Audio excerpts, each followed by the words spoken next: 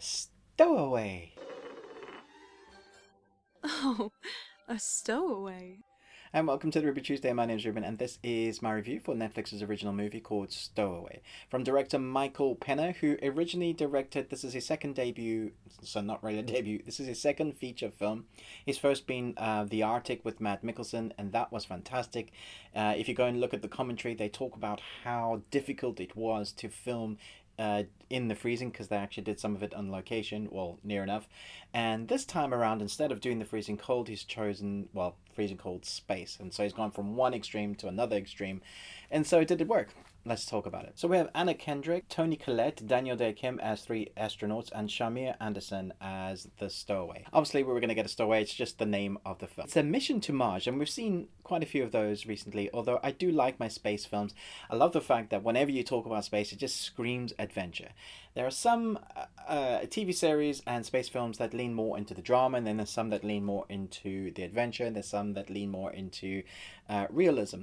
This feels like it tries to pick a bit of all of those characters, and so we have these three extremely well trained characters. Anna Kendrick, who is supposed to be the comedian but actually isn't. She's like, I'm just here for comedy relief. She's the doctor, and she is there looking after the crew. We have Toni Collette, who is the commander, and Daniel, who is the guy that's trying to create life on Mars, algae and stuff like that. And so we have them, their connectivity. They have this amazing spaceship that it can form artificial gravity, the way it kind of spins round, and they're the crew, right? And so that everything is precise. Everything is designed to be exactly for two people, actually, but they've spread it to three. And so that's the core premise, their kind of adventure to Mars. And obviously what throws a spanner in the works is this guy, structural engineer or something like that.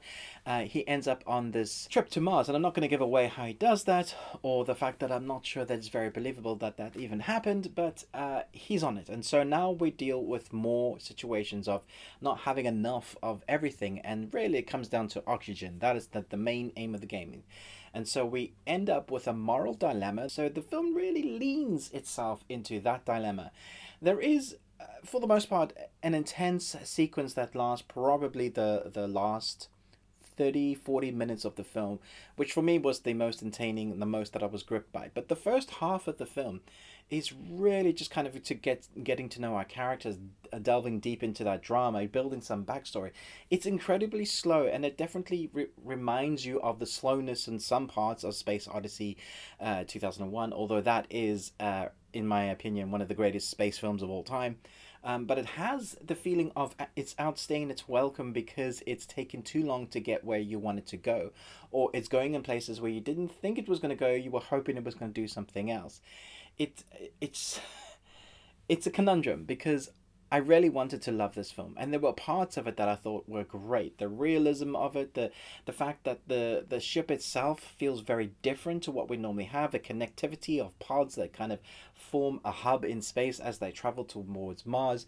The dialogue feels weird. It feels like this is not how they would talk really if you were a well trained astronaut, as well as the emotional intensity from the astronauts. You just don't quite believe that's the way they would react when they are faced with this sort of certain dilemma. Although they're not trained for this particular situation, they're trained for everything else, and to be able to deal and compartmentalize, because if you allow your emotions to get the better of you in space, then obviously that's not really good. So I just don't buy that that's how they would react. Yeah, so it's a different thing. On one hand, you're like, yeah, you're human. The dilemma is really tough, really hard to think about. On the other hand, I don't know if this was reality. So it's going for a bit of reality, it's going for adventure, and then it just kind of is.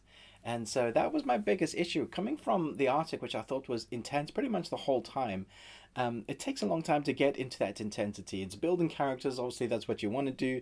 You kind of know what makes the characters tick. No one is acting badly in this. They do well with what they're given, and these actors are all great. The dialogue does feel weird though. It just doesn't feel quite right. As has That's how they would speak. You'll know what I mean. It feels stinted at times. They're not really finishing in each other's conversations, but they're also just not finishing conversations. It's like a dialogue with someone that knows what you're talking about, but you don't really want to talk about that situation.